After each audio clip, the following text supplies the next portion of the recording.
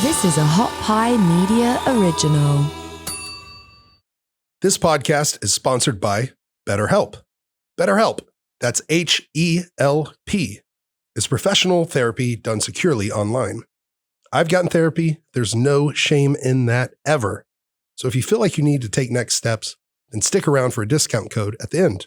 BetterHelp will assess your needs, match you with your own licensed professional therapist, and since they are committed to facilitating solid therapeutic matches, they make it easy and free to change therapist if needed. You can start communicating in under 48 hours, schedule weekly video or phone sessions, and log into your account anytime and send a message to your therapist. It's available worldwide and more affordable than traditional therapy. And guess what else? Financial aid is available too. I think that's a huge statement about BetterHelp because, man, therapy is not easy. I know the year that I was going through my divorce, we wanted to go through divorce care counseling the whole time. And man, we spent like $60,000, money that honestly we didn't have, but we were trying to help each other, help ourselves, and having someone that will come in and support and make it affordable for all. You know, I think that's very important, speaks highly of BetterHelp. BetterHelp really wants you to start living a happier life today. Visit their website at BetterHelp. That's HELP.com. Read some reviews and take the next step to take charge of your mental health because you are an overcomer. Special offer for Overcome with Justin Wren listeners. Get 10% off your first month BetterHelp.com/overcome. Again, that's BetterHelp.com/overcome. Welcome to Overcome with Justin Wren and Amy Edwards. The producer's out from behind the scenes. Yes, she's up here with me. And back, really. And back, because she was on last episode. I stepped out for a bit.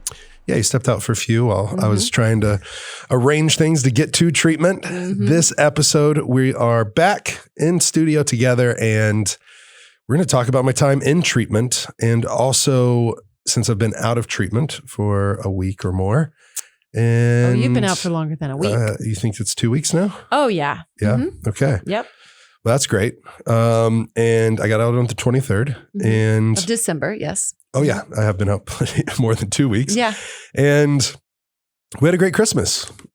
We did have a good Christmas. I was nervous, but you know what? You've showed up more than good. Like you've showed up really, really well. Thank you. Yes. Yes. Yeah. Well, thank you for all your love and support. And I'm learning what 10th step is. So, you know, we're 10 stepping. We're 10 stepping. 10 stepping. The 12 steps aren't for everybody, but they are for me. And it's really helped me the second time at treatment.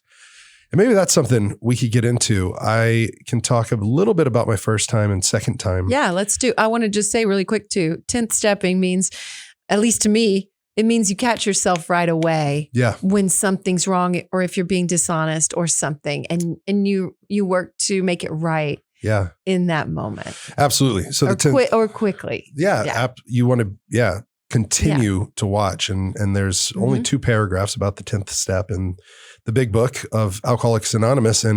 But it's really profound. It's really powerful where you're monitoring not for substances. You're not looking out. You're not continuing to watch for this substance that might take you out or that substance that might take you out. And for me, it's not just a drug of choice or a drug of no choice, one thing. It can be anything that changes the way that I feel. And so, but what's really unique about the 10 step is you're checking yourself, keeping yourself in check for times that you are resentful or angry, times that you are dishonest or delusional. You might have a delusion. You're telling yourself like, this person doesn't like me. And is that really true? I don't know. You need to talk to someone about it. Right. Times that you're fearful or times that you're selfish.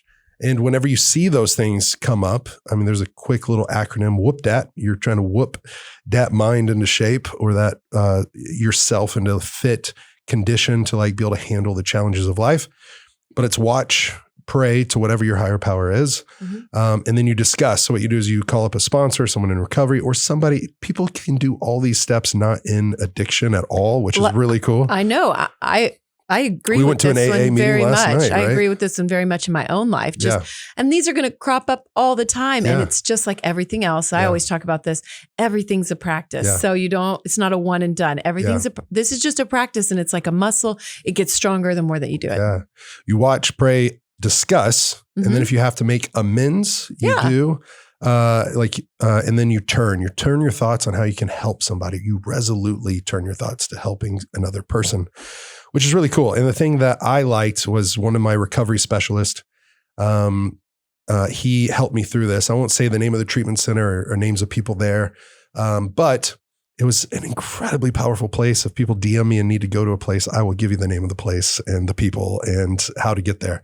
But yeah, so it's just kind of routine that people don't really share where they go in the community or things like that. Yeah. Mm-hmm. So I don't really know why that is. They're like, don't promote one place, like promote getting help anywhere they can get help. Absolutely. Right? And so that makes sense. Yeah. And then whenever you discuss it with another person, my sponsor said, people are cosmic mirrors. Your sponsor or a person that can help, they're cosmic mirrors placed here by God or that spirit of the universe to help you see like your current reality. And so basically what that means is self can't see self. Mm-hmm. And I can't see all my faults. And sometimes people can. Like when I talked to Brigham that time, and Brigham was telling me, I'm like, hey, I don't see myself when I'm high. I don't see myself when I'm inactive. No, you think you're fine. Yeah. Yeah, it's true. Mm-hmm. Because my mind, my brain says I need this and this is okay. Mm-hmm. And I'm okay when I'm using it. And so one of the things that Brigham said is, bro, you are like a rocket ship to the moon. And you invite people on this ship with you and you're headed towards like great things and you might land among the stars or however he said it. He goes, but when that substance enters your body, it is like an avalanche of pain from the rocket ship up to an avalanche down. And it's an avalanche of pain for everyone that loves you, cares about you, and is around you because you're like a bull in a china shop. And he's like, and you're not doing it consciously or selfishly so much, although it is a selfish disease. It can hurt a lot of people. He said, it's just, you're oblivious. You're like in the abyss. And it talks a lot about that through this program that I learned about. And this is not just a promotion of AA. In fact, it's supposed to be about attraction, not promotion. So I'm not even really supposed to promote that, but it was all of it. It was all of it. It was the prayer meditation. It was the therapy. It was the counselors. It was the process groups with people that shared in your same struggle, which was really incredible for me to be around because nobody got me. I mean, you get me, but you also don't suffer from this, what I learned to be a disease. The first time I went to treatment center, which we'll get on the comparison of first time, second time. First time I went, they weren't convinced it was a disease. I mean, they said it was, but they didn't act like it was. And this second time it was like, whoa, it's a disease. This thing is my brain's out to trick me, to kill me and make it look like an accident. And because it thinks these substances that are killing me are so important for my survival, which is pretty insane. So in quick comparison to my first time at treatment and second time, first time I went, May 2020, May 15th, got out August 15th of 2020. And not so far after that, just over a year, I was having to go back, 14 months later. So did it work? Obviously not. I was sober for a good 6 months. No. Yeah, I was sober for 6 months because 6 months. Yeah, from May 15th until November. Whenever what was it? It was Thanksgiving. Thanksgiving. Yeah, Thanksgiving. Are you sure? I think from May 15th in October. You didn't do anything. We'll have to go back to my little notes because I know I did before that, but for me, yeah, it wasn't one that was noticeable to anybody else. Thanksgiving was. So I say that was a big relapse on weed, which was my drug of choice, drug of no choice. I was under we'll get into that. I wanted to share about first and second, but no, you're right. I'm just going to push you to be fully honest. Well, I want to be fully honest. Mm-hmm. And you're right. What I had done in October was mushrooms, and I had tried ketamine. That's what I'm talking about. Yeah. That's not sober. That's right. That's true. So you can't say I was a good sober for 6 months. Well, whatever that was. Is 5. It May to October? Yeah, 5. Is that 5? Okay. So yeah, I don't do math really well. 5 months I was sober. And then what I think I was under the guise or disguise of was thinking that some of these substances can cure substance use disorder, because whether it's Johns Hopkins or other universities that are showing that for fighter brains, it helps neurogenesis, and neural pathways for and concussions. There's a lot of trauma. Great proven science for around trauma, a lot of things. For depression, for PTSD, for childhood wounds. And then I think a lot of people are making a push that this will cure addiction. You hear that. You hear that. And I was told that, and I was like, oh, okay. So I really have to stay away from Oxycontin, and I really have to stay away from weed. And I wasn't truly set on that one either. I was like, well, I had a medical card. Doctor said I needed it in Colorado. And then doctor said I needed it in Oklahoma. But I knew basically at treatment, I had to check the facts. And so the facts are, yes, Oxy and weed are my 2 main worst drugs that will take me out quicker than anything else. But anything that's mind altering to me, like when I went and did ayahuasca and I thought this substance was going to cure me of substance use disorder.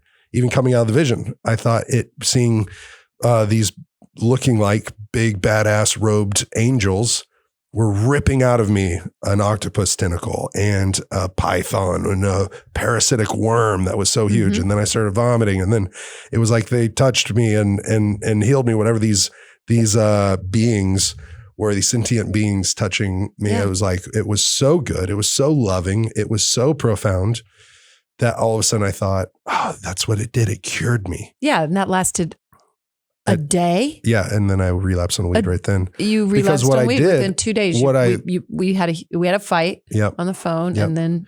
And the thing was that I thought I could. So the big book, or a lot of these 12-step programs, talk about 1,000, and counselors and therapists talk about 1,000 different, an addict struggles because their addict mind, their alcoholic mind is always trying to take them back out to use. And not always, but a lot of times. And it does it in very cunning, baffling ways that there's 1,000 different types of self-delusion or self-deception, where you trick yourself. And so I was like, oh, I just had this powerful, profound experience.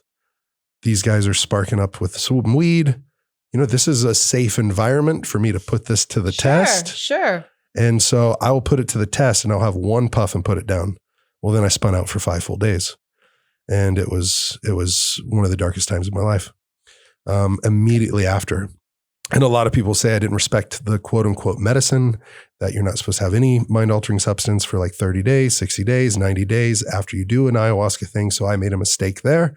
But I would say that. But you were already an addict. So I was already an addict. I mean, there's just more drugs, really. Yes. Like escape. Yeah. Escape. Yeah. And wanting a substance that will change the way I feel, that uncomfortable side of me, or not even necessarily consciously saying I need to change the way I feel, but my mind just saying, this is important. Yeah. It's like food and water. Yeah. It's like shelter. It's like paying rent, or it's more important than that. Can I interject something for a second? Please. So when you went away to treatment, I ordered some books, and I have never had a good, solid understanding of the disease of addiction and what's behind it. And so I ordered a book. I don't know if I can pronounce this guy's name.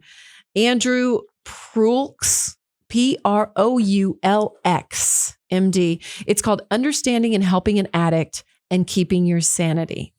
And it is a long book. And it's one of those books I thought, oh, it's long, I'll be able to kind of skim through. No, like literally every sentence is good. Wow. And so I was reading every single word. I haven't quite finished it, but he gives a really, really good picture. He's a doctor. He's going to be one of the first like addict therapists in the country, I think. He's like, I didn't bring the book in front of me, unfortunately, but I just looked it up on Amazon. It's available on Amazon. I highly recommend it it's new too. It just came out last year. It's very thorough, and it just helped me understand how your brain was functioning and how your brain was tricking you and how you needed it for survival. Because I just did not at all grasp that. I was in this mindset of like, hard for why people can't to you believe just fucking too. quit? Yeah, it is. It's really hard. It's hard to have compassion and empathy for it. This book helped me the most. Yeah. Yeah. The most of anything that I've read. Well, that's really great. I would love to dig into that too. Another thing on this that I really came to realize. Addiction psychology. Sorry. He's a PhD in addiction psychology. Yes. That's really great. Yeah. One of the things I learned at treatment was that addiction is the only disease that will try to convince the person with it that they really don't have it. You tell someone they have stage 4 cancer. Yeah. And oh boy, they're going to do something about it, right? Whether they choose radiation and chemo or not, they might go do some holistic stuff. Like they're going to take action. It appears as choice. Yeah. Well, I think that's interesting you just said that, because I flipped in my planner where I was taking a ton of notes, and I have my binders in front of me and the big book in front of me and Dr. Amon's book, Your Brain is Always Listening. As your producer, I feel kind of like I'm not holding my own over No, here. you are. You're doing great. You just brought up a book, and here I go. There's a guy named Kevin McCauley. He's one of the first addicts that became a doctor. Actually, he was a doctor first. He was a Navy flight surgeon. So he worked for the military and was doing surgery on our military veterans and current guys that were active. And then he became an addict. This guy was an addict too. Yeah. Was he a doctor first? Or did he become one because of that? Yeah. Wow. So he started to inject him with the stuff. He was a psychologist, and then he became an addict, and then he became an addiction psychologist. Wow. Yeah. Well, this guy was a surgeon.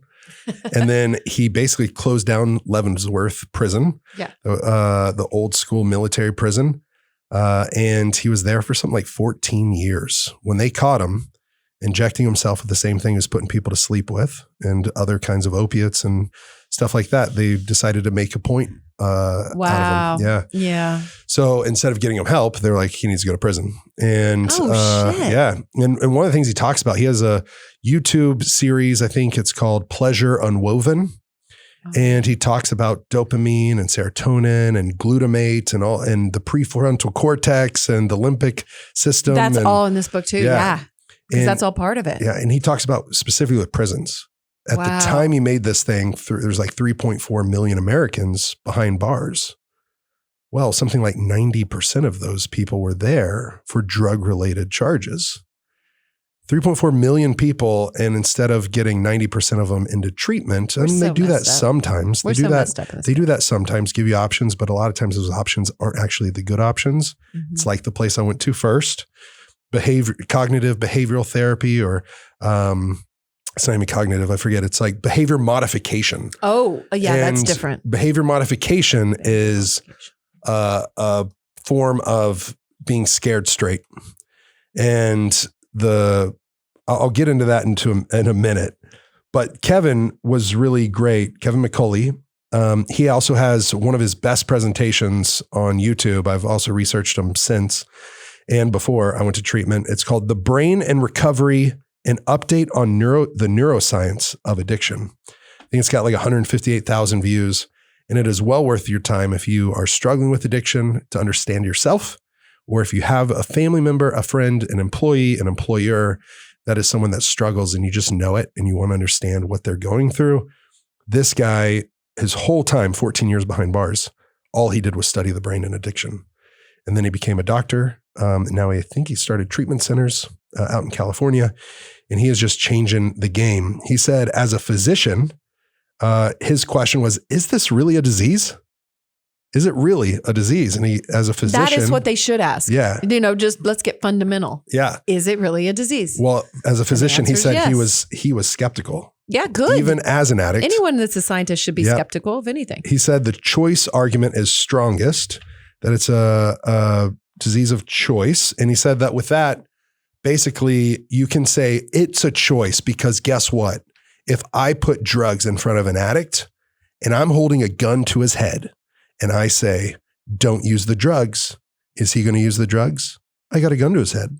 No, he's going to choose not to use the drugs in like 99% of it. So he can choose.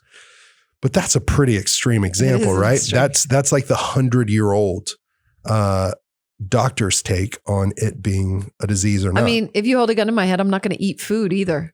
If you tell me not to eat food. Yeah. But guess what? Later I'm going to eat food. Yeah, because you got to. On that, you want to know what's pretty interesting about talking about, is it a choice or not? Do we have to choose to eat? Like we have to eat. We can say we don't need to or whatever, but like to survive, we're going to have to eat. We're going to have to drink water. Like we have to. Yes. And for survival. So there was a thing in a video clip we watched called, I think it was Addiction 101 or Neuroscience of Addiction 101. And they did these brain studies where they plugged someone's brain up to basically MRI machines, and they had all these things to read what was firing in the brain. And they took people and they kept them off of water for something like 3, 4, 5 days, like almost like towards like literal dehydration to death. Oh my goodness. And they studied their brains, these volunteers, to go through that. And basically what they said, the size of that craving for water was about the size of a baseball on the scale that they put it on. So not a baseball in the brain, but on the scale that they were going to do a diagram. And at least an illustration, the craving was the size of a baseball. Then they took people with hunger pangs, like real pain and starvation mode. They made people not eat for something like 3 weeks or more. And they had them not eat for 3 weeks. And these people were starving, right? Or fasting for a really long time. But a lot of them probably didn't have that as a practice. And so all of a sudden you just go from eating food, whatever you want, maybe fast food, to just stopping cold turkey. 3 weeks later, when they plugged their brains up to these tests, they said that craving size was the size of a basketball. So even more than water, even though you'll die quicker from water. So there was an interesting take there. Forget what it was. Then they took an addict and they just took them off cold turkey, put them through withdrawals, and then they plugged their brain up to it in only a day or two or 3, something like that with withdrawals. They did it on different scales. Wait, let me guess. So now we're going to say how big it was? How big it is. So we've done a baseball for the water, a basketball for food, for hunger.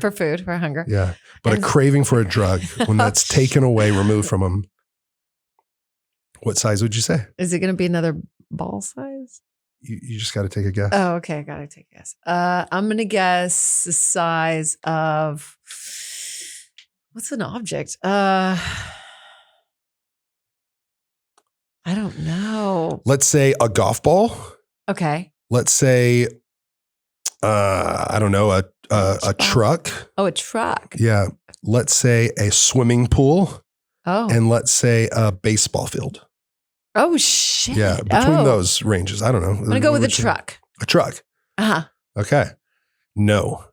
And it wasn't a swimming pool. It was a freaking baseball field. It was a baseball field? So the average addict, in their cravings and in their withdrawals, they wanted that in comparison to a starving person wanting food, or a starving person wanting food, a basketball.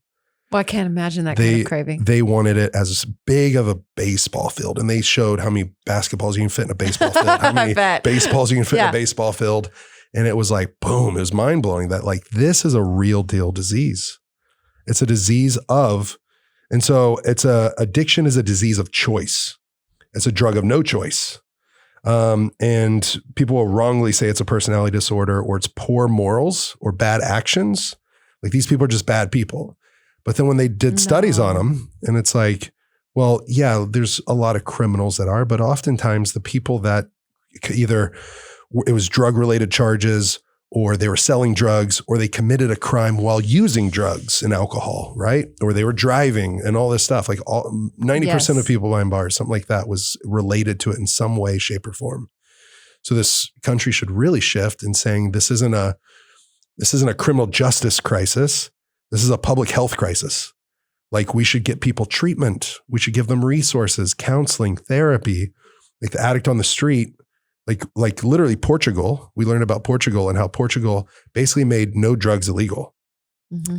And what they would do is when they see people in the streets that are heroin addicts and things like that, they would go up and offer them treatment. do you want to get help?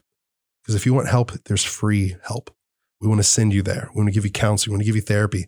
And they showed like the remission and the recovery rates of that country and that nation. And it was astounding. It was like so many people got help because it was available to them. Yeah. And we live in these times now today where, yeah, it might not be the easiest thing. I mean, like if you get in trouble with the law, different stuff like that.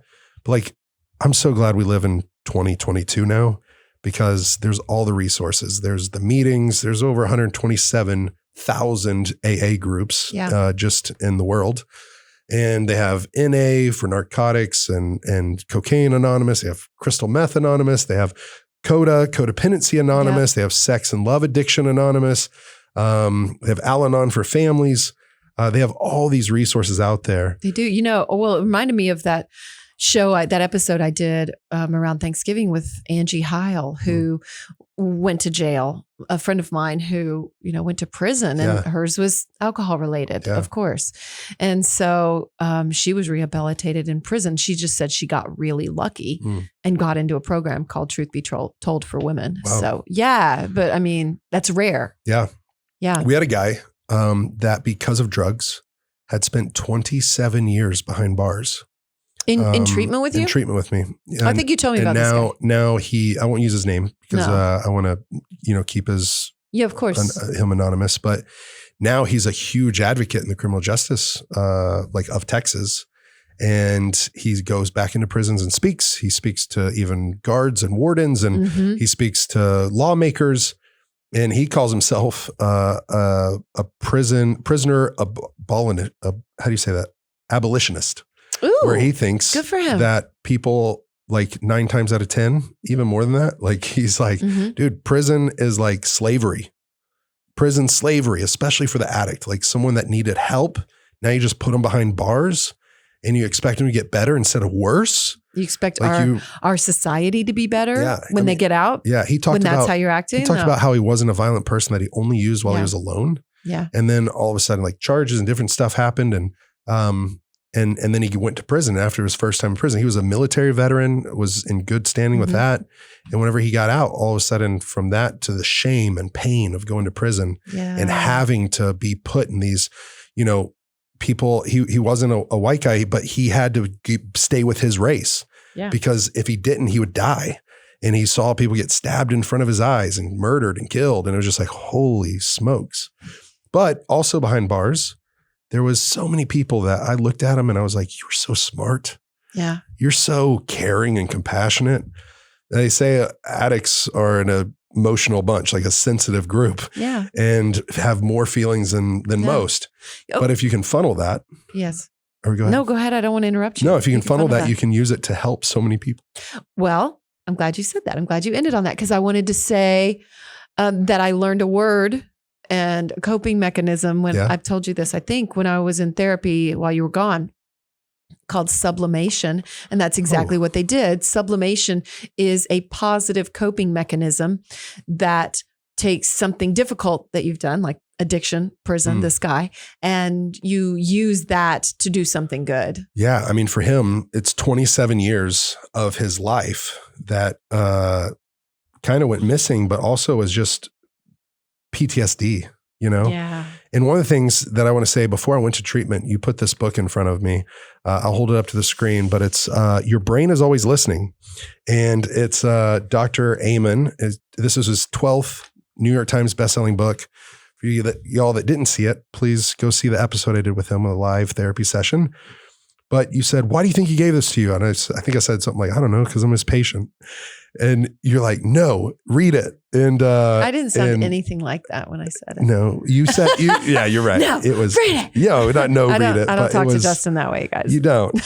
But you're leading with, we yelled before we went to treatment and all this stuff. Yeah, we did. The thing that you said was, read it, please. Like you were like contending, like read this. And what I didn't know is I'm on the 32nd, 33rd page and in a chapter about wounded dragons. And a lot of people, have these, basically the book says, your brain is always listening. Tame the hidden dragons that control your happiness, habits, and hangups. And I'll just read the one little It's really excerpt. well written. And let me just say too, before we get into it, this book is very, very current. He talks a lot about our minds and dealing with COVID. And so I dug that about it. Yeah, it's very current. Yeah. It released in 2021. And it says, tools to tame your wounded dragons. Do you recognize wounded dragons in your life? Have you experienced trauma? 2, find the upside. If you remember the pain and trauma from the past, it can help you break it for future generations. If, however, you repress it, you are more likely to repeat it. One of my friends, UFC fighter Justin Wren, who was bullied as a child and struggled with addiction and depression, found meaning and purpose in his life by starting a foundation called Fight for the Forgotten, which aims to empower people worldwide who have been bullied or forgotten. Among many accomplishments, the foundation has helped 1,500 formerly enslaved pygmies in the jungles of the Congo gain their freedom and take ownership of 3,000 acres of land with access to clean water and farms. When a trauma causes you to become stronger, I thought this went with what you were talking about. Yes. When a trauma causes you to become stronger, it's called post-traumatic growth. I love that term. I love that. Right? PTG. And that's I'm in that. He's highlighting my life, my story. You know, so am I. Yeah. Oh, well, yes. Absolutely. I mean, I'm in post-traumatic growth because that was traumatic for both me. of us. Yeah. Yeah. But when you handed this to me, I got emotional whenever I actually read it. And I read it again at treatment. Yeah. I actually cried because I told my counselor the part where he said, I know why. He said, my friend. One of my friends, UFC fighter Justin Wren, I called him doctor and I thought of him as a friend. I really look up to him. But you didn't know he thought of you as a friend. That's the difference. I didn't think I was necessarily good enough, right? He knew my darkest moments. Right back to worthiness. Yeah. Inadequate. That, I went to him at my lowest point, at least at that time in my life. And he knows all my hangups. Yeah. All the destructive, I learned, don't say necessarily like self-sabotage and stuff, but like self-defeating habits or self-defeating attitudes and actions and behaviors. And it's like, oh, well, that's a little better than thinking I'm just self-sabotage, self-destructive and all these words. It's like, no, actually, like I have these things, but I can change these behaviors and these attitudes, and that will end up in a different outcome. So whenever he said this, when a trauma causes you to become stronger, it's called PTG. I coined the term, and this goes back to what you were talking about, post-pandemic growth. I coined the term post-pandemic growth for those who have become stronger from the coronavirus outbreak. PTG happens in about 10% of people who experience traumas and includes a deepened spiritual life. Only 10%? Yeah. Oh. Yeah. I would have guessed it was higher. Yeah. It's your choice, I guess, right? And so who have experienced trauma and includes a deepened spiritual life, a new appreciation of life, a vision for new possibilities, a positive change in relationships, and an increase in personal strength. If I can survive this, I can survive most things. On the back page, like there's a lot more in this chapter, but it talks about EMDR. It talks about before treatment and after treatment. EMDR is like this rapid eye movement, like therapy. And I got to do something like that called ART, A-R-T. Maybe we'll end with that story. EMDR is eye movement desensitization and reprocessing. It's a form of psychotherapy where the person being treated is asked to recall distressing images, and the therapist directs the patient in one type of bilateral stimulation, like side-to-side eye movement or tapping or something. Yeah. And what you did is called ART. Accelerated Resolution Trauma Therapy. Yes. And for me, it was even more helpful. Some therapists think that it's even more so than EMDR. It sounds like it. It was resolution for me. So little cliffhanger, because we're going to get there, because wow, that was why I went to treatment. I mean, there was a lot of reasons, but that was the highest reason. Now you got to get to those roots. Yes. Was the root rotten? Yeah, the root was rotten with me and some early childhood trauma. What's really cool about this is he shows brain scans, and I've seen the PTSD in my own brain lighting up in a diamond. He said the diamond pattern of emotional activation, white represents areas of highest activity. And you can connect the dots. Basically, mine was all connected. Your brain was looking at pictures of itself. Yeah. Oh, that's so weird. Yeah. And so then That's so meta. It's so weird. Well, it's so cool to be able to see and then see overall calming afterwards and how much it helped people. So I'm going to be continuing to do EMDR, ART. I'm looking for that. That's part of my aftercare program. But I love these affirmations for someone that does have some sort of PTSD. Like this can help you move into PTG. And I think honestly that might be available to more people than 10% for sure. It's available to us all if we're willing to ask for help, seek it out, listen, be coachable, put on our learner's cap and just say, why am I? Just be willing to grow from it. Yeah. You know, like having a growth mindset. It's a growth mindset. It really is. I saw a quote the other day. You know, I don't really believe in mistakes. And so I don't necessarily totally agree with this quote, but it was like a real mistake is only the ones you don't grow from. And I was like, yeah, you know, or you could just say anything like, if you don't grow from it, because you're going to have to probably relive it too if you don't grow from it. Yeah. Well, honestly, if we went back to first and second time at treatment, my first time, I mean, the knowledge was all kind of, it actually was way different. It wasn't all the same. Yeah, but you have the knowledge. I mean, I had some of the head knowledge because I read the same book. You'd already been to Dr. Amen. But I hadn't put it into practice and I hadn't. Well, that's the thing. You can really have all the knowledge. You just do use it. I had the head knowledge, but I didn't have the heart knowledge, I guess, where it didn't sink down in a way that I truly accepted that I was an actual addict. Yeah. Yeah. For me, it was like, I'm an addict to this and that. But not everything. I know. Believe me, I know. And then to come to the realization, no, that was a form of self-deception. That was a form of self-protection because I still wanted to use. You don't have an off switch is what I say. Yeah. It's all or nothing. And for me, it's that whole saying, one is too many and 1,000's not enough. That's so poignant. That's me, right? You've seen it. So big time. But these affirmations, to wrap up with Dr. Amen. I love affirmations. You love affirmations. Yes. And this was cool to end on because I needed it. Because working on my fourth step, which is a fearless and moral inventory of yourself, like basically your whole life story and seeing everywhere people have hurt you and you've hurt people and where you have resentments and fears and basically like a sexual inventory of like how you've shown up poorly and different things and like the people you've hurt and you get your amends through that. Some of my stuff was attached to the PTSD, like to have to relive that and to tell the whole life story on a front and back piece of thing that's just triggering question after question. Yes. It would literally, sometimes I would see red. Yes. Sometimes my hands would shake. Sometimes I'd start to sweat.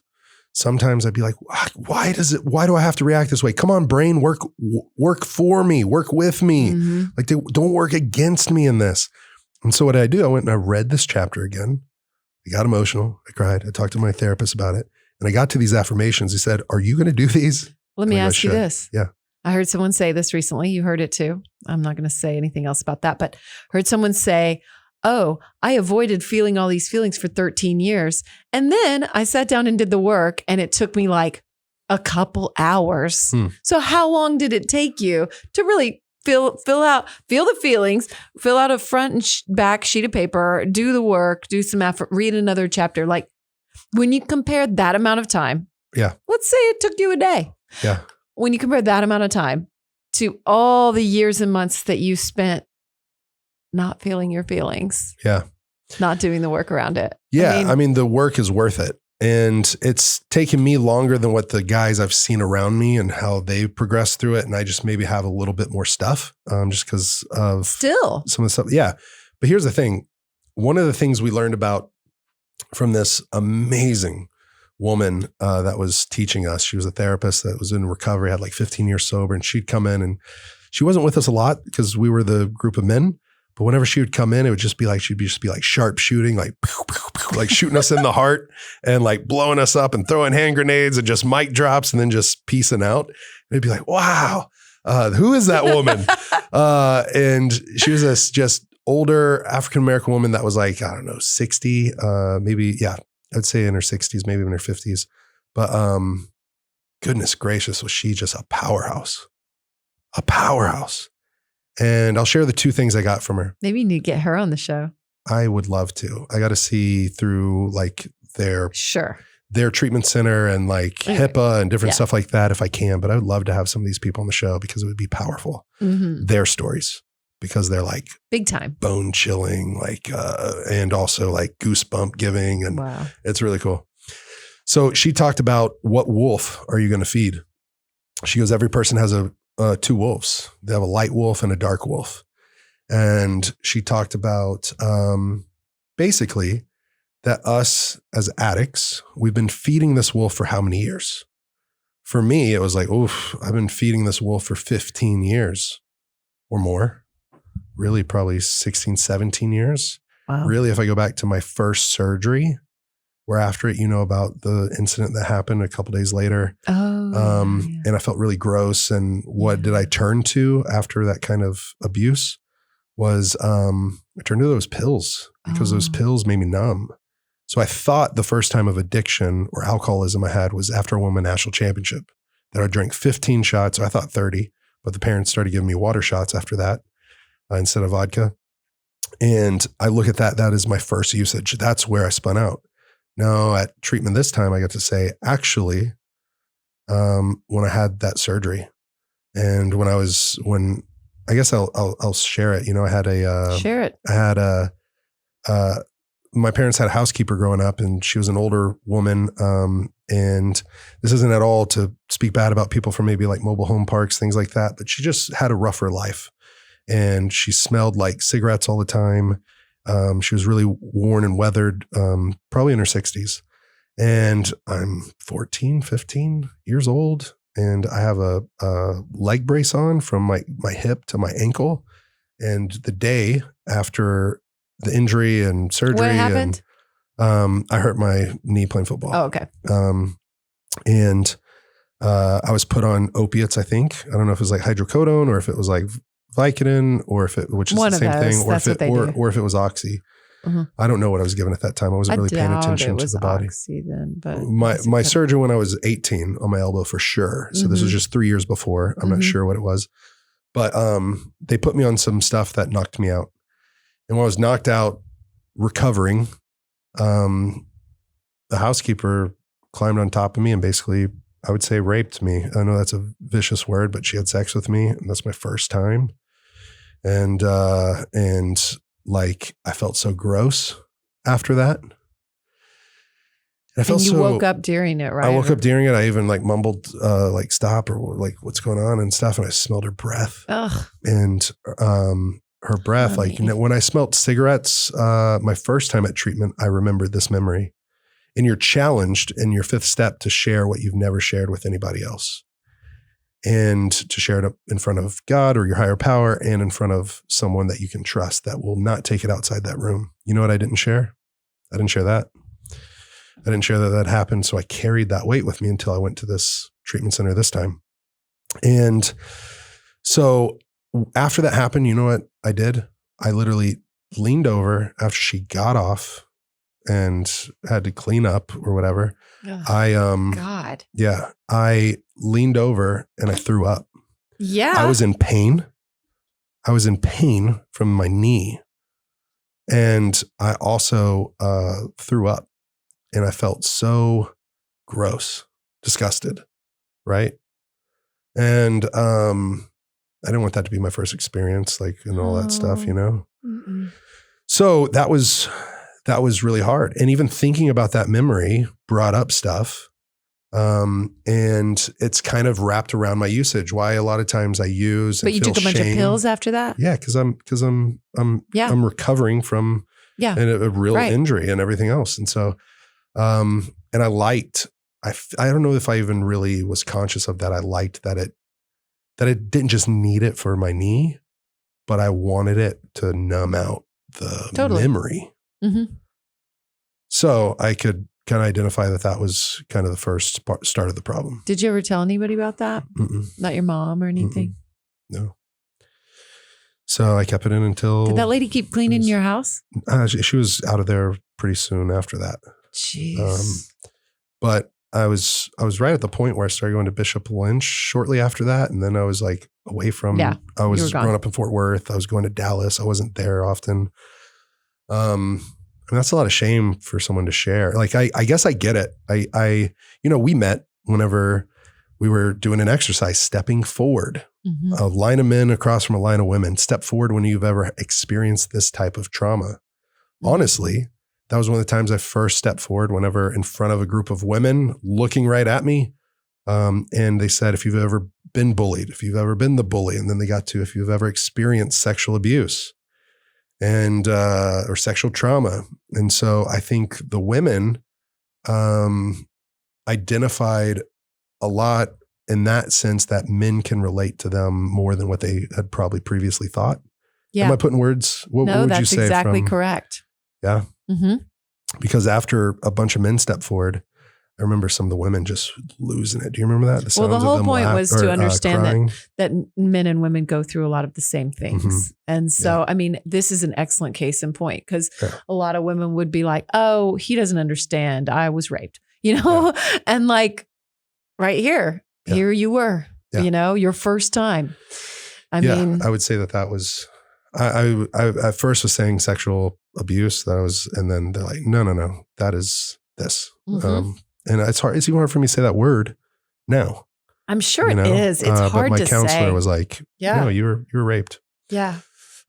But one of the things that helped me. Good job being honest about that right here. Thank you. Yeah. Yeah. But looking back at some of that stuff and like 160 other wounds that I have in my life that I had to journal and write down and everything else, like it would trigger some stuff in me. And I didn't want to accept that there's triggers and stuff like that. Like, no, suck it up, get through it. Sure. And the fighter in me wants to say, no, I went from being bullied to being a fighter that can't be bullied, right?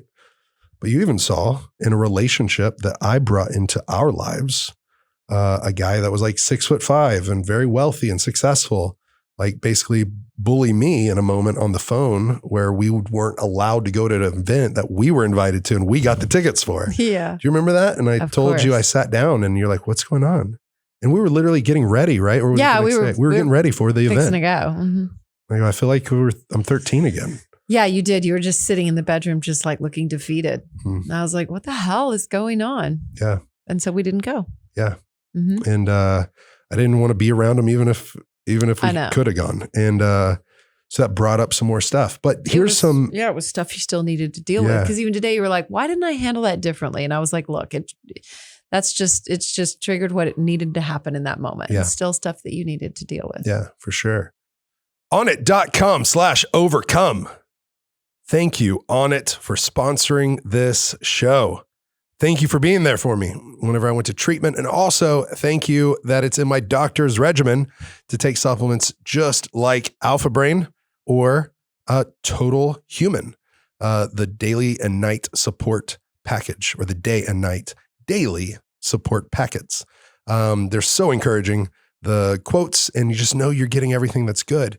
Right now at onnit.com/overcome, you save 30% on some of Onnit's best supplements packed into these little great packets that are travel sized, and you can take them every morning and night. And you know that you're getting good rest and fueling your body.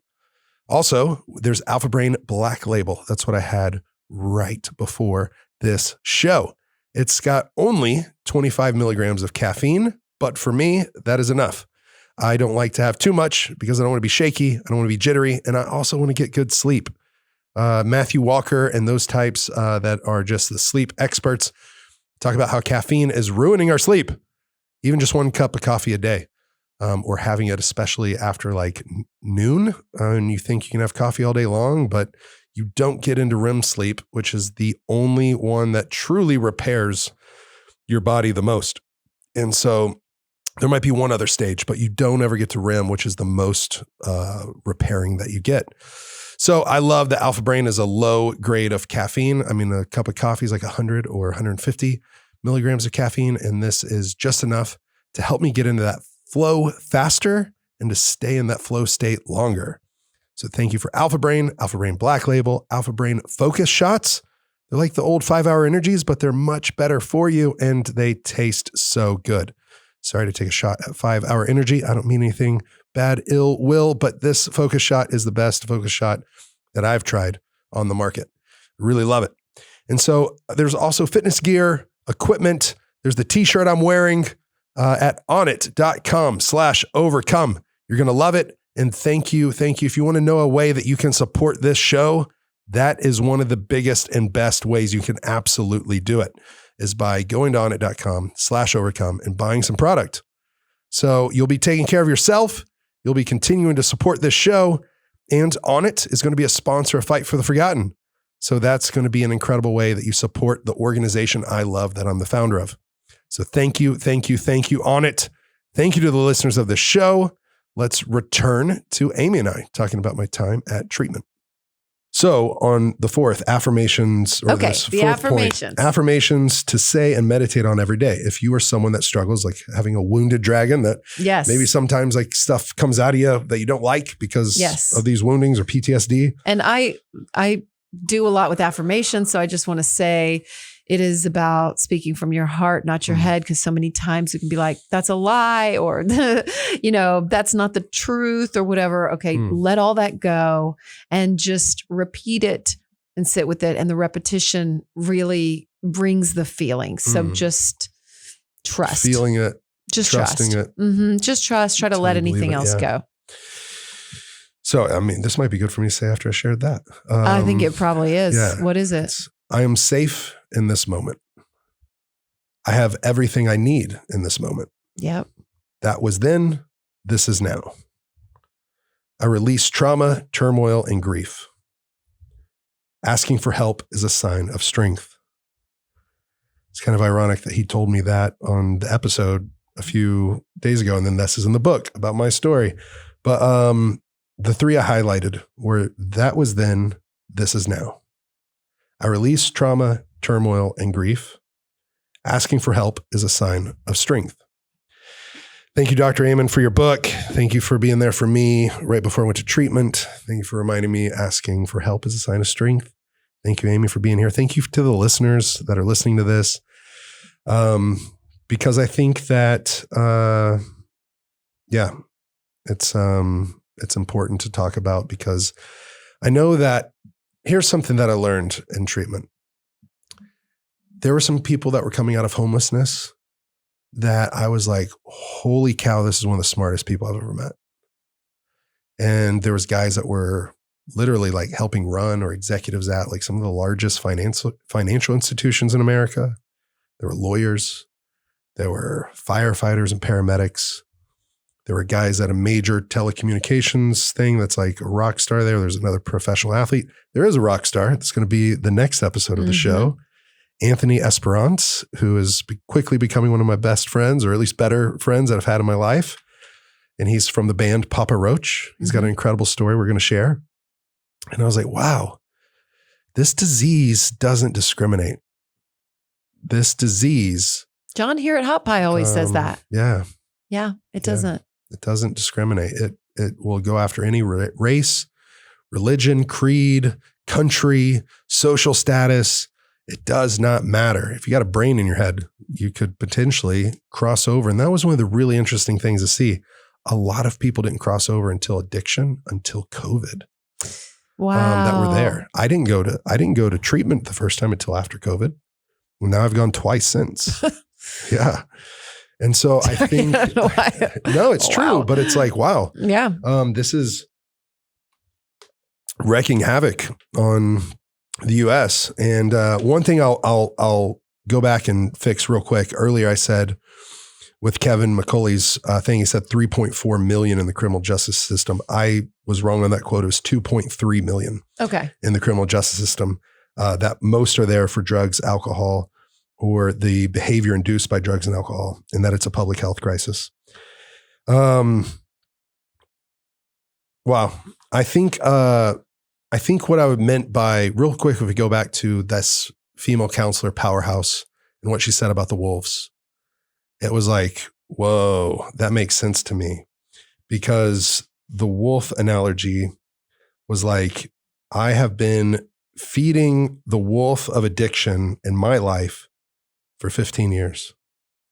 And when I was in treatment, I was like, oh my gosh, I've only been feeding the good wolf, the light wolf or white wolf or whatever you want to call it, of recovery for 15 months. And I've been feeding that thing very poorly. Was it actually 15 months? No, I starved that thing throughout it. For the first 6 months, kind of. And you were kind of feeding both. For the first 5 months. Figure it out, you two. Yeah. Well, actually, I starved the 15-year one for 5 months. Yep. Right. And then I kind of I've switched substances. Was it fully starving? I mean, you had your phone and I don't know. Yeah. I mean, I was not using substances but I wasn't working an active program of recovery, which can be prayer, meditation, and exercise and hydrating better and eating better and getting better sleep, which you always talk about. You are a sleep fiend. You love it. I'm going to say a sleep aficionado. Aficionado. I like that. Just made it up. I love it. Thanks. Yeah. Well, I'm trying to take note because I see that the times that I'm sleep deprived and I'm not eating well. Well, that's what sleep does to me. I will basically shove anything in my face if I'm tired. Yeah. Well, I will eat anything. I'll put almost any substance in my body whenever I get tired. Who cares at that point? You're tired. You don't care. Well, I think you could see this too. So my light wolf, the good wolf, whatever you want to say, that thing was a puppy, right? It was a puppy. It was weak. And putting that thing up against a real wolf. It was a baby. Yeah, a little baby versus a vicious wolf that's been taking me out. And like. It's like the size of a football or the size of a baseball field. Yeah, a professional predator, right? Mm-hmm. That can just take out prey, which is me. And those that I love.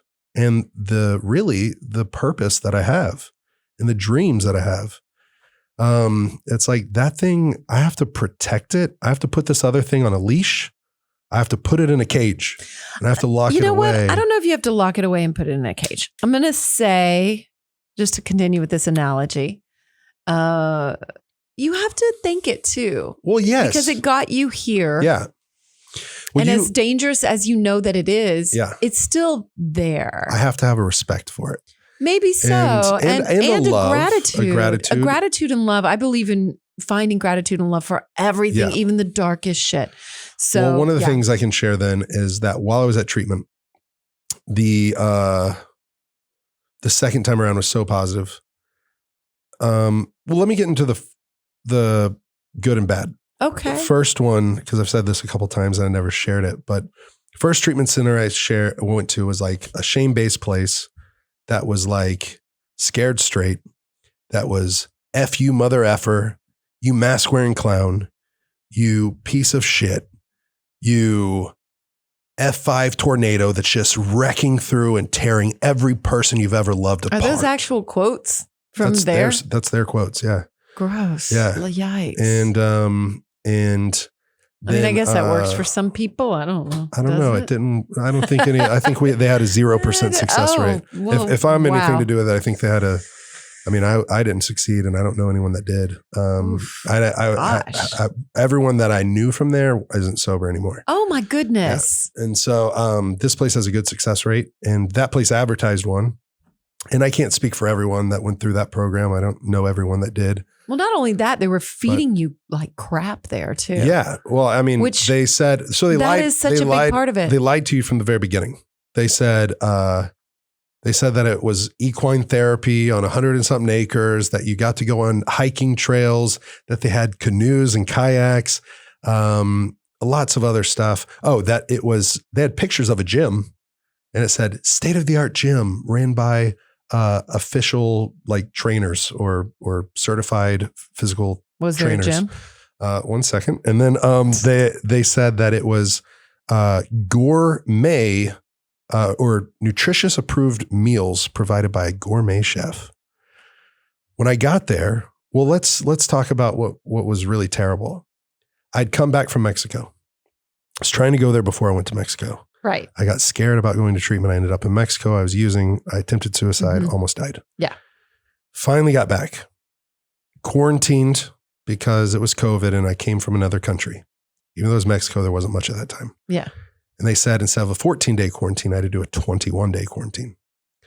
So 18 days in. Now we're at like 5. I'm at 18 days sober, right? Mm-hmm. They asked me for 3 different types of COVID tests. I was like, is there even 3 different kinds of COVID tests? I had to reach out to my friend for the third and final one, David Sinclair from Lifespan. And anyways, he had sent me a test that was like the 3rd type that I needed. He drop shipped it and rushed it to their center so that I could take it right when I got there. It was very nice of him. Thank you, David. And anyways, on my drive though, there, I called them and said, hey, I'm coming. It was on my scheduled day. I call them. I'm pursuing them to get myself in there. And they go, great. Let's just do your intake questionnaire. So they say, what drugs were you using? I shared with them oxy, weed, and that the suicide attempt was more than that. And then they go, great. When was the last time you used? I go, 18 days ago. I'm actually pretty pumped that I've white knuckled it. I went through the withdrawals. I was sweating through the bed. I almost shook the bed off the bed frame, the mattress off the bed frame. Like literally I was having to shove it back on a foot or two every night. Food was falling off my fork. I mean, like I did this on my own. Normally you do it in a detox center, and I didn't know normally what normal is because this is the first time I asked for help. He goes, oh. And I'm like, oh, what? And he goes, well, you haven't used in the last 5 days. And I was like, okay. He goes, so it's going to be out of pocket, and that's $865 a day. And I go, wait, what do you mean? He goes, well, if you used in the last 5 days, you know, insurance, this and that, you have to have used. I go, are you telling me to use? And I go, or no, I didn't say that first. I said, so can't you just say that I used in the last 5 days? Why didn't you just spark up a joint right then? Well, I didn't have it. I was on my drive from Oklahoma City to Dallas, Fort Worth. I was literally driving there and driving to check in. Yeah. And I had all my stuff packed. And he goes, no, you had to use in the last 5 days. And I go, so are you telling me to use? And he goes, you let me know that you haven't used, so I have to honor that with the state or something. And I go, well, just tell him that you're telling me to use. It's dangerous. And I go, are you telling me to use? He goes, I'm not telling you to use. I'm telling you if you want to use insurance, you have to have not been sober in the last 5 days. Right. And so I was like, so he's hinting at me. And I said, so I guess I should go like drink or use or smoke up something. And then his response was, so I guess we won't see you tonight. Maybe we'll see you tomorrow. And I'm like, I hope so. And so I stopped at a fishing guide's place at Lake Texoma. I ended up thinking, so I got some beer, smoked up a joint. Whenever me and that fishing guide got back, I thought I'd crash and go the next day. I had a hotel room and stuff. I ended up, anyways, not to make a long story, but I saw a bong and I thought I would, from these people at the boat dock, and they were hitting this bong. And for me, it looks exactly like a dab rig for marijuana, which is like using concentrate or shatter or like the crystallized THC, which can be 100% or 96%.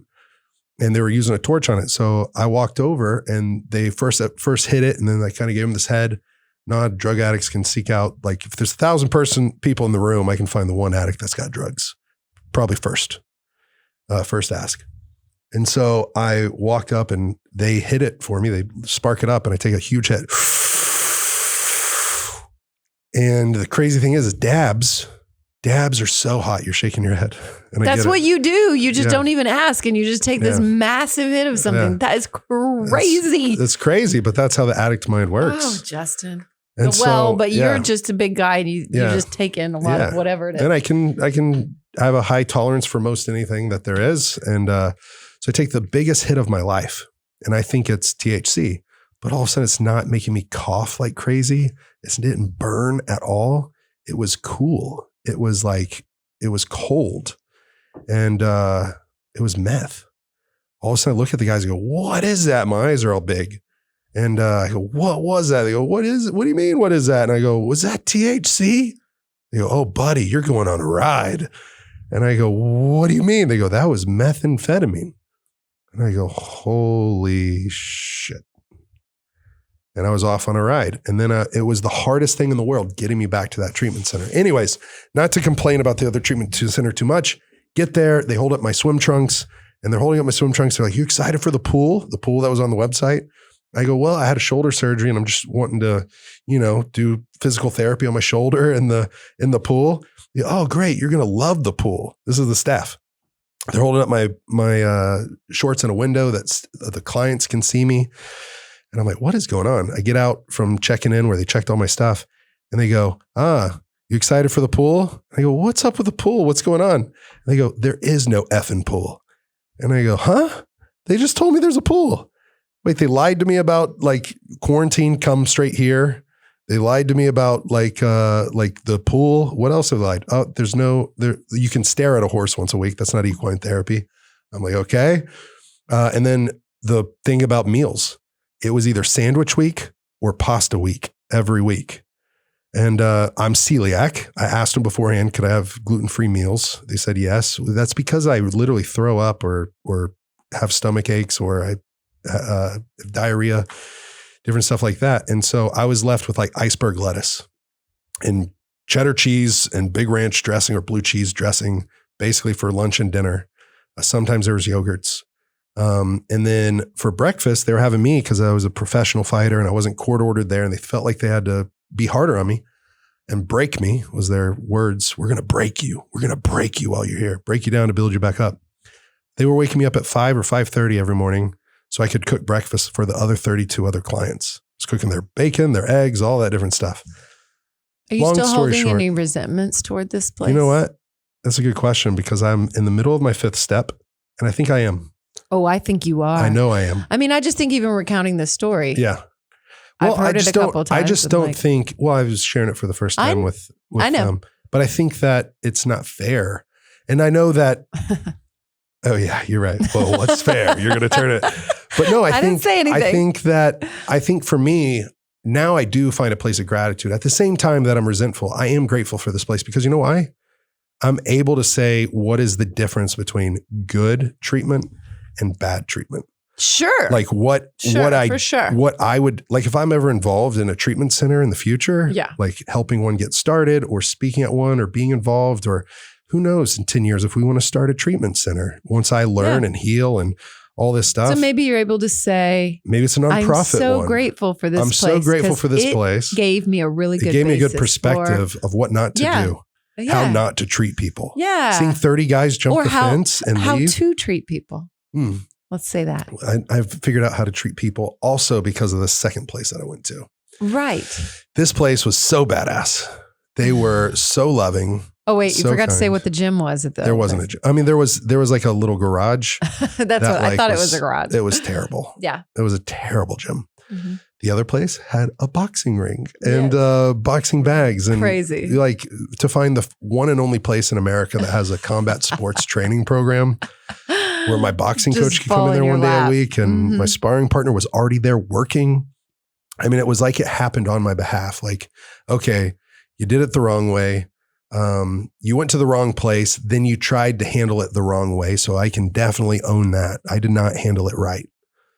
I was wrong in my actions, my attitudes, even my attitude towards this place. I must shift that because what you wrote me these cards. And when I got there, I had 42 cards that I could pull off and put on Post-it notes. And I could put these index cards that were like Post-it notes on the wall. Yeah, they were Post-it index cards. Yeah, it was great. And you wrote these encouraging things for me. And one of them was... Before I was angry, I did. Before you were angry. And I was angry anyway, but... And we said... But I'm still nice. It was very nice. It was so sweet. Gigi wrote some and drew me some pictures of frogs and Leo or tortoise and have a frog-tastic day. And you, the very first one, actually, the man right behind me on the Overcome Muhammad Ali painting, it was a quote from him. It said, "Don't count the days, make the days count." Yes. You know what I was doing at the first treatment center? 90 days, I was one of 2 guys to actually make it.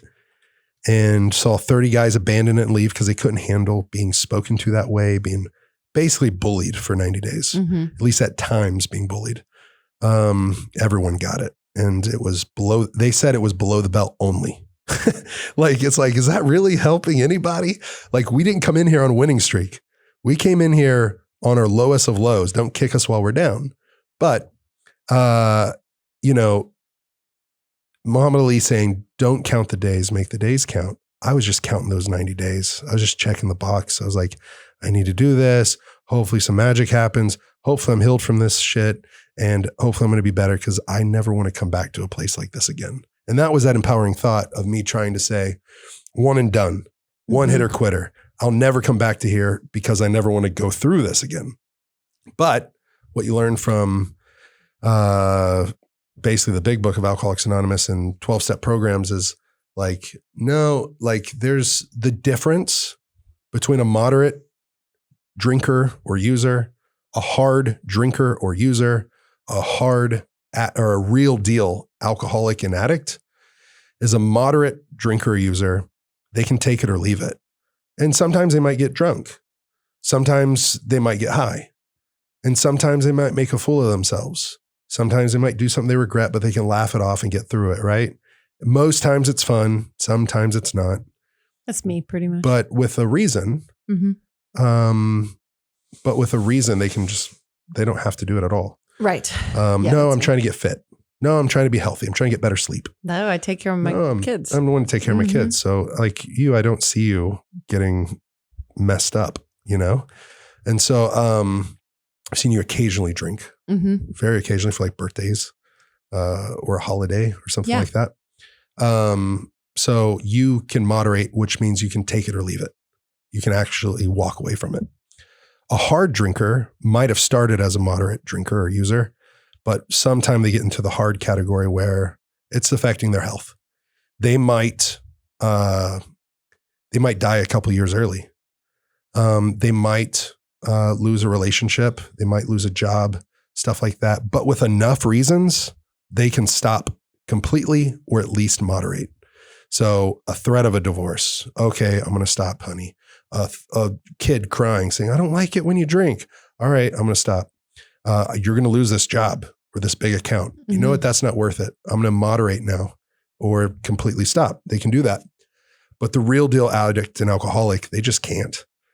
They just can't without some sort of, they call it a spiritual experience or a complete psychic change. Like working a program, being like meditating,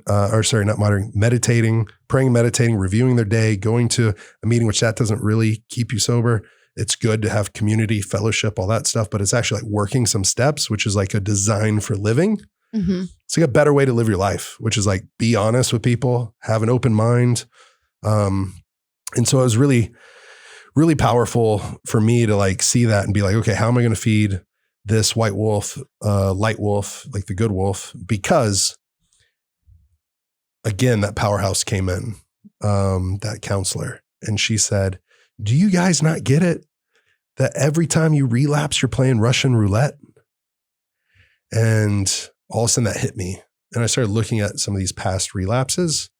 And like for me to know I'm not just a hard drinker or user, it's like, no, it used to be fun and it was fun until it wasn't. And it hasn't been fun at all in recent times, recent relapses where I go off and I'm alone and I'm using alone, or I'm making some really bad decisions and choices, or I'm dropping the ball in my commitments and my relationships.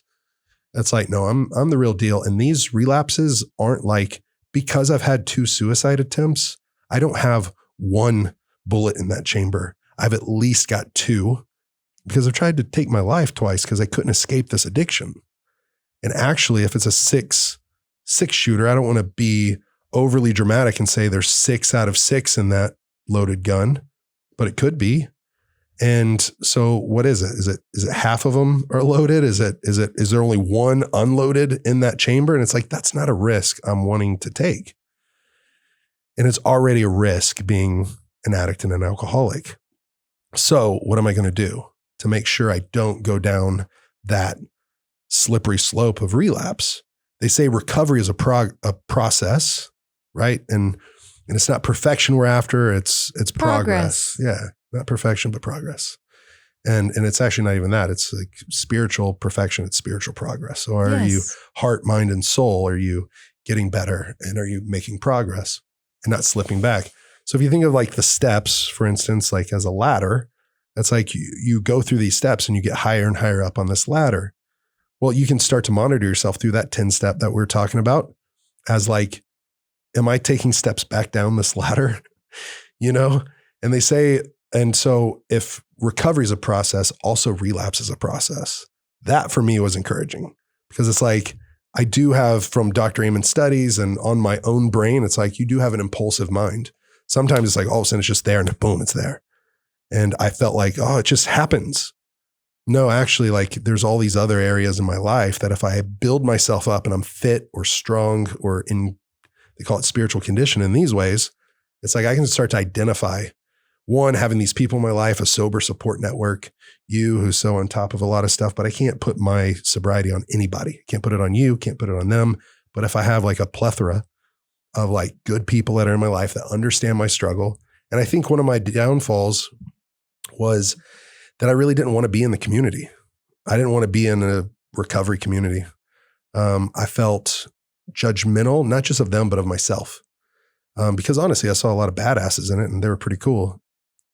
But I think having the stigma of having to go to these meetings or whatever, or having to work these steps, like it was like, I don't want to do that. I don't want that to be me. I just want to beat it. I just want a one hitter quitter or submission where like I nicked this thing. Oh, if only and I life cut this worked thing that out of way. me. Yeah, you're right. It just doesn't. You're right. Nothing does. Yeah. Literally nothing. Nothing does. Mm-mm. You're right. So I have a lot of hope because this place, they just bless the mess out of me or help me love the hell out of myself. One of the cards you wrote was, thank the old you. That's what I meant about that wolf. Yeah. Love the old you. Mm-hmm. Thank it for getting you here to this opportunity of growth. That's unconditional self-love. Yeah. That's what that's called. Yeah. There was a lot of really good stuff in those cards and I was grateful to be able to read them every day and still have them. Mm-hmm. One of the things I wanted to share was about why I extended my trip a couple of weeks at treatment. I extended it 2 weeks, 2 different times. And they had this thing called ART, Accelerated Resolution Trauma Therapy. Yes, which we addressed earlier. Yep. Mm-hmm. And I got to do it with my therapist, my counselor. And for those people out there, I want to share the story with you because I was just going to say it had its roots in EMDR. I was just looking it up. And so this doctor, developed the technique in 2008 after using EMDR, and it sort of spun out from that to accelerate the process, which is really cool. And it's about, helping with trauma and PTSD. My personal experience with EMDR was good, but I think I did it 3 or 4 times. And two or three times I felt good afterwards, like a little bit of a weight lifted. But all the times I was flooded with emotions. And at least one of the times I felt like I was left more raw than when I came in there. And I didn't leave with that resolution. I left with almost like a trigger of that PTSD, that I was flooded with emotions and I didn't know what to do with it because it was so much came up. And it's hard for me to say that. Yeah. Go ahead. No, I was just going to say, I didn't know what art therapy was. Yeah. And we did 2 family sessions. And the first one was tense. We did a tense session with a therapist from your recovery place. And we did it on FaceTime or Google Meet or whatever. And you looked rough. I could tell you were going through it. And you were like, got mad at your therapist at one point, kind of. And you were like, we're supposed to do art therapy and we haven't done it. And I was like, what the hell is he talking? They're going to go paint pictures. Good Lord. What is he doing there? He's going to go paint pictures. I was like mad. I was like, art therapy. I didn't have any clue what it was until after you did it. And I was like, maybe I should, this doesn't sound like they were painting pictures. Well, I should have probably explained it in that moment. No. We were scheduled to do it that day. Well, she kept referring to it too. She would text me and be like, we're going to do his art therapy. And then she was like, then she texted, she said, we did the art therapy. Justin did really well. And I was like, what the hell are they talking? Great. Would he paint a picture to get through his trauma? Yeah. Well, no. I wish it was that simple. Anyway, it's not. It's nothing like that. Basically, I went back to the past and she said, what do you think you want to work on today? I want to ask your brain. And I was like, okay. She's like, so I'm going to do some EMDR. So basically that rapid eye movement, which kind of takes your brain into REM, like REM sleep. Whenever you're in REM sleep, your eyes are rapidly moving, right? And that's where your body repairs. And so what they try to do is trigger your brain to repair during some of these times of trauma. So cool. So cool. But when she started doing it, I thought she was like hypnotizing me because in EMDR even, I didn't get tired. But I think I really was in a place where I wanted healing it was even so much that I got frustrated with her that she switched it up and we had our call and not ART, because I was like, I thought I was getting some healing today. And instead we had a call that was kind of hard, or really hard. And so going into it, I like really had a moment of meditation beforehand. I went in and we were supposed to be in there an hour. We were in there 2.5 hours. She started waving her hands. And all of a sudden my eyes got heavier than they've ever been in my entire life while still being awake. Like more than any time late night scrolling on the phone and the phone hitting you in the face. Mm-hmm. And you're like, I should probably go to sleep. More than any time from jet lag. I promise this was the most tired I'd ever been without actually falling asleep. And I asked her, are you hypnotizing me? She goes, no, your brain is trying to work on your behalf to heal. Wow. And I was like, okay. She's like, just go with it. If you fall asleep, it's fine. I'll be right here. But like, just push through. So I was like, okay. So she kept waving her hand. And all of a sudden, she said, is there anything coming to your mind? What do you think you deal with when it comes to using? Why do you use? And I said, I think it's shame. I think it's unworthiness. I think it's that I feel worthless. And she's like, well, is there anything else? And I go, hold on. All of a sudden an E popped up in my mind's eye. Like my mind was black or whatever, like closed eyes, but in front of my eyes, there was an E. She's like, what do you think that stands for? I said, easy, embarrassment. When I get embarrassed, that's probably one of my biggest triggers to use. When I get embarrassed, I feel shame. When I get embarrassed, I feel worthless. When I get embarrassed, I'll feel fear. When I get embarrassed, I'll feel anger. And I just don't feel good enough when I'm embarrassed. And she's like, well, let's go back to the earliest memory of that. I said, oh, well, that was whenever I was bullied as a kid. And I was 13 years old. I went to this costume party and dressed up. And she's like, oh, is there anything before that? And I was like, oh, okay. So I went before that. And I was like, yeah, I went to this homecoming party and our homecoming game. And I had a mom. And she's like, is there something before that? Not middle school, before that. So, okay, well, I'm a runner when I use. I'm a runner. I ran away in 8th grade. I ran away after that. I've ran away in my addiction where I disappeared on people for 2 months or 1 month or 5 days or this other time periods. And I'm a runner. So I think I was embarrassed because I was going to get some abuse either at school or at home or different stuff like that. And so I ran away in 2nd grade. She's like, is there anything before that? And all of a sudden I got this pit in my stomach and it felt like my stomach was tying in knots. And then she's like, do you feel any other restrictions? And I go, yeah. And she waves her hand and she goes, what do you feel? I go, I feel like I'm tied down with ropes. Like that there's ropes over my shoulder and that they're pinned or nailed into the 4 stakes in the ground. She's like, okay. And she does her hands waving. She's like, can you find a tool that would free you? And I was like, yeah.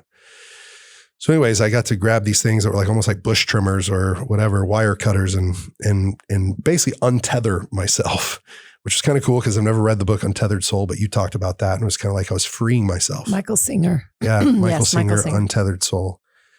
And so all of a sudden I felt lighter. And I had some help from like some almost spiritual guides of sorts that like untied the knots in my stomach. And anyways, it was like all of a sudden that was kind of a symbol that we can get to work. And she's like, let's go back into this. And so, and what was really cool was she was prompting some things, but also my mind was just coming up with these wild pictures and stories or movies in my mind. So where I'll get to now is she's waving her hand and all of a sudden I see myself. I see a TV actually. I see a TV and I see little me, like I'll call him little J. I saw little J on the TV and he was being walked down a hallway and put into a closet by my babysitter. I had this babysitter growing up and I was really young. It was before kindergarten, I think, or at least before 1st grade. And I get dropped off there sometimes. My parents worked and they worked a lot. They owned their own companies. My mom also worked at a hospital. She was up at work at 5 a.m. My dad worked all hours and would work 7 days a week. And so sometimes I'd be dropped off with this babysitter. What she'd do is she'd walk me into the closet and there was a night bright.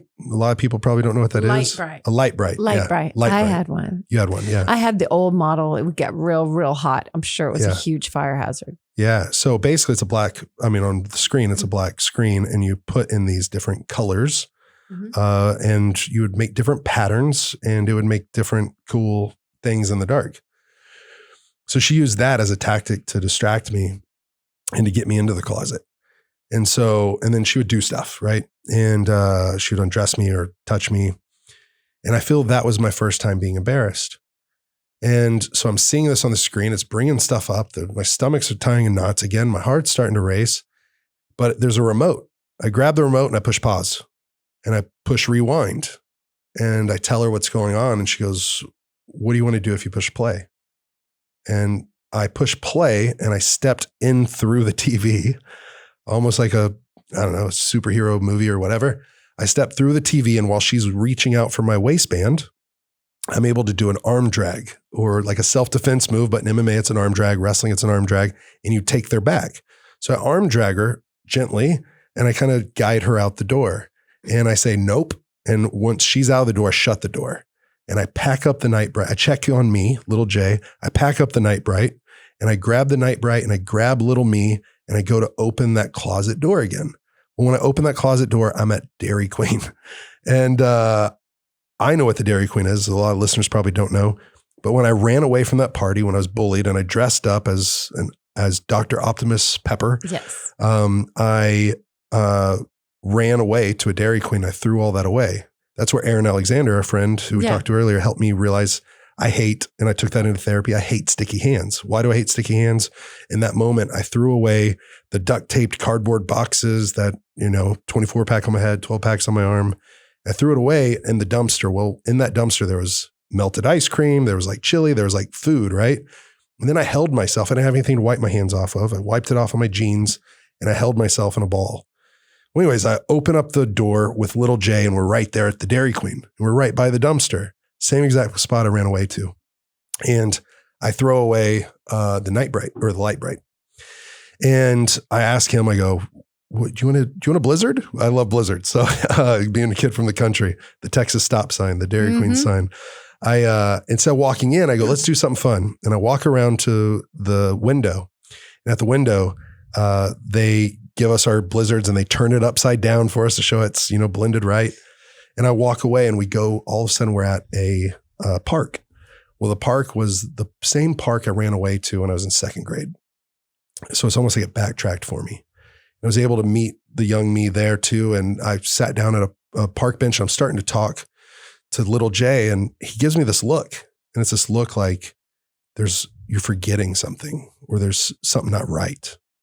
Something's not right. And so I tell my counselor that. And she goes, what do you mean? I go, I don't know. This is like a real repressed memory for me. I used to doubt if it even happened. Mm-hmm. And she goes, well, let's go back to that TV. And so all of a sudden she does her little eye movement thing and I close my eyes again. All of a sudden I'm in front of two TVs, not one TV, but two. And I see on the right one, it's not on. I push play and all of a sudden that babysitter's walking, not just me in her hand, but on her other side was a little girl. And I was like, whoa, all of a sudden the memories flash back to me that it wasn't just me she did this to. There was another little girl. And so she took us in there where the Light Bright is. And anyways, I was able to step through the TV again, arm drag the woman again when she was reaching out for me or her and guide her out the door, say nope, pick up both the kids, go to Dairy Queen, walk through, get us 3 Blizzards. And all of a sudden I was back at another park. And the park I was at was the one down the street from us. The one that we were on Christmas Eve playing tennis with Gigi and my mom. And we were there.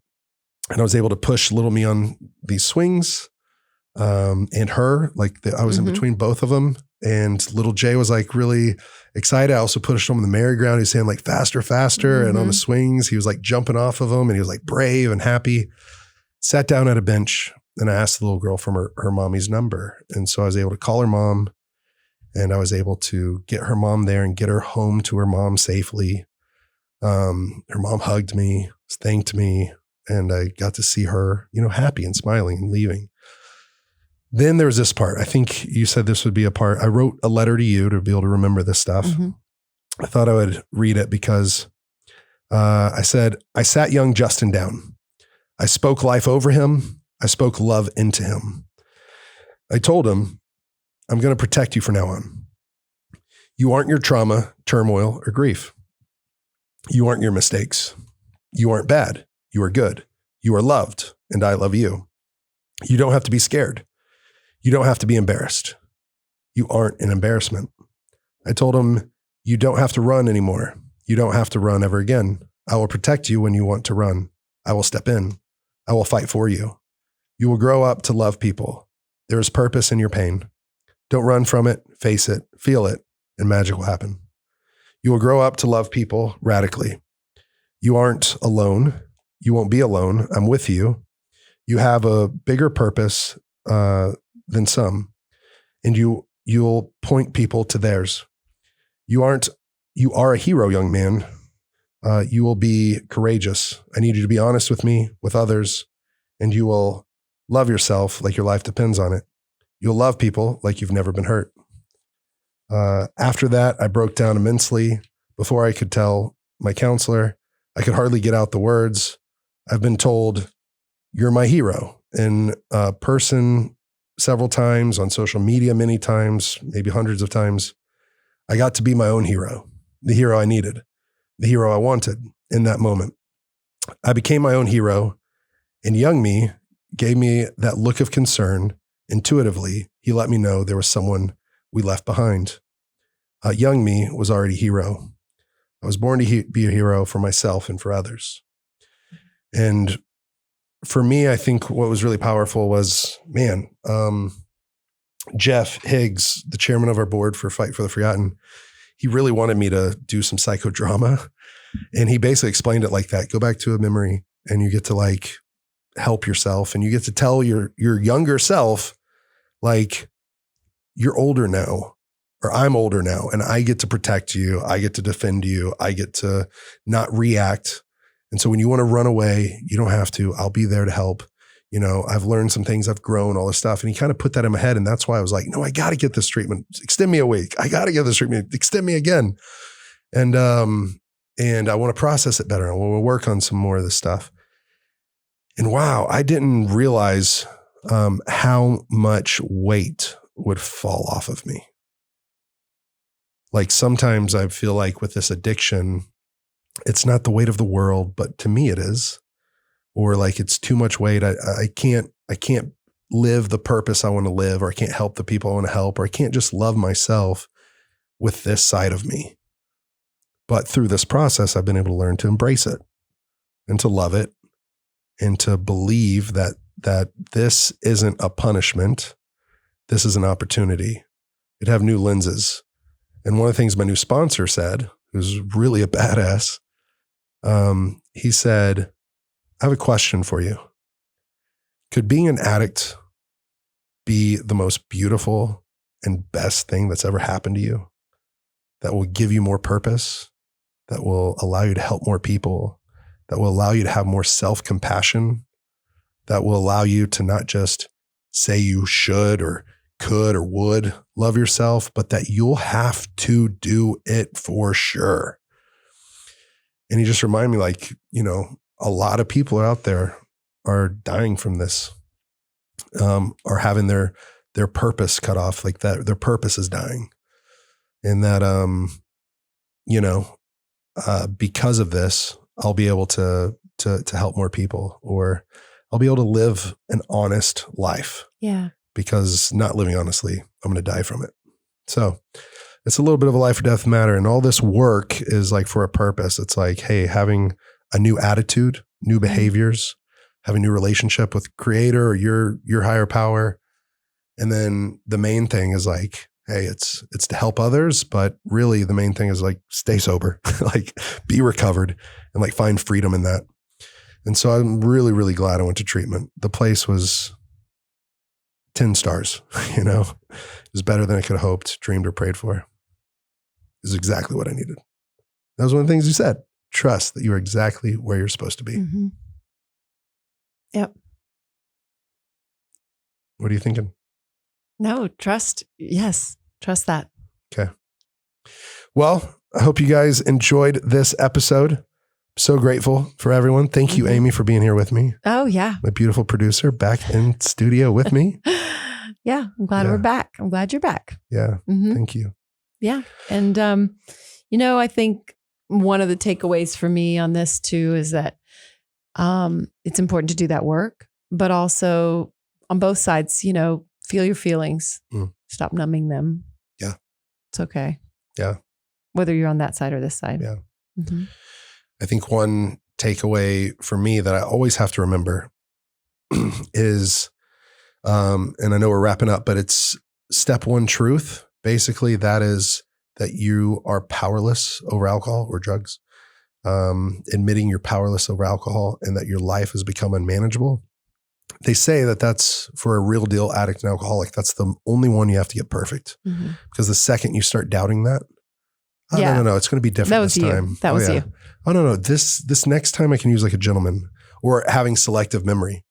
Like, 9 out of 10 times is a train wreck, but that 1 out of 10, that's pretty good. I remember that. That's okay. Everything's okay. Yeah. And so for me, it's like having that truth that, and in many ways I'd make excuses. My life wasn't unmanageable here or there or this other way, but for sure my usage wasn't manageable. And when I used, every relationship, every commitment was unmanageable for me.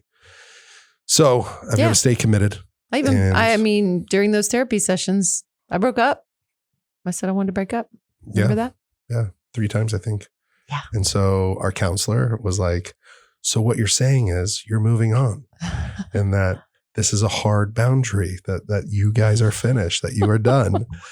And no, she said, can you just not make the decision right now? Can you just say, I'll be here right now, blah, blah, blah, whatever she said. And I was like, okay. Yeah. So I backed up. Well, one time, you said it 3 times. So one of the times was like, she was trying to clarify. So you're breaking up right now. And then she got around to, okay, because you said, anyways, it doesn't matter. But it was kind of like. But anyway, the point is, whatever the point is, I don't know. The point is help is out there. Yes. Help is out there. You can help yourself and others want to help you. Yeah. And I'm so grateful that others were there to help me, you in front of me, Colton behind the computers back there, Hot Pie Media. Yeah, my help is different. My help is by backing off. Yeah, my help is, but that's a way of helping, healthy boundaries. Someone said to me, aren't you worried that you're going to be worried all the time that he's going to be using? And I was like, no, hell no, I'm not living like that. Yeah. So I'm surrendered myself in my own way. I'm surrendered to, because it's not, I know we're rebuilding trust, but really I'm not putting my trust in you. I'm just putting my trust in that I'm where I'm supposed to be, like you were saying, and that I'm going to know the right thing for me. And so that is comforting. So I'm like, okay, I can trust myself, my intuition, my higher power over all else. Yeah. I love that because, 1, I think that's really healthy for you. And 2, I think that's really healthy for me. It is. You are your own responsibility, not mine. Yeah, exactly. And I've built a team of a sober support network that literally know my struggle so intimately because they've also struggled with it and overcome it. Yeah. And so I can lean on those people for their advice, their wisdom, and I can pray, meditate. I can ask I can ask God for help. And man, that's never let me down. It really hasn't. So thank you. There you go. And, love the listeners of the show. If this would help anyone, please share it out. If you know someone struggling with active addiction, someone struggling that you might think might relapse, or you might know someone that maybe it's you, I would ask for help. I would say, look into treatment options. Meetings are good, but sometimes like you really need treatment. You need a reset. It's not a vacation. It's work. But it's good to have that reset. Honestly, I think everyone could benefit from that, like a 7-day retreat, a 30-day retreat, a 90-day retreat. I kind of took my own while you were gone. I just said no to things. It gave me a really good reason to say no to things. People were very understanding. They were like, I bet you're going through a lot. And I was like, I am. Yeah. And sometimes I just sat there and just stared ahead, and like just felt my feelings. Y'all can listen to my show if you want to hear more about that. Yeah. That's what I talk about. The Amy Edwards Show. That's right. On Hot Pie Media. Thank you, On It, for sponsoring this. They did not jump ship when I told them I was going to treatment. They stayed with me. Nobody did. No one did. And that's what you said. Like, hey, literally everyone's rooting for you. Everyone was rooting for you. That's so nice because you don't think that whenever you're No, you failing. don't. And you know what, though? If you ask for help, if you are going through a lot and you ask for help, people are rooting for you. People think that takes a lot. It does take a lot. They think that because it does. Yeah. So you'll oftentimes be surprised at the outpouring of support and love. Big time. Mm-hmm. Thank you for listening. You can subscribe, you can like, share, you can rate, review. We would love some reviews. If this is helping anyone, please let us know. Yeah. We'd love that feedback. If it speaks to you at all, please. We also have an email for stories of your own overcoming story. Yes, we want to share more of those. overcomepodcast@gmail.com. Mm-hmm. Thank you. Hey, don't forget to send your Overcome stories to overcomepodcast@gmail.com. And also rate, review, subscribe, and follow Overcome with Justin Wren.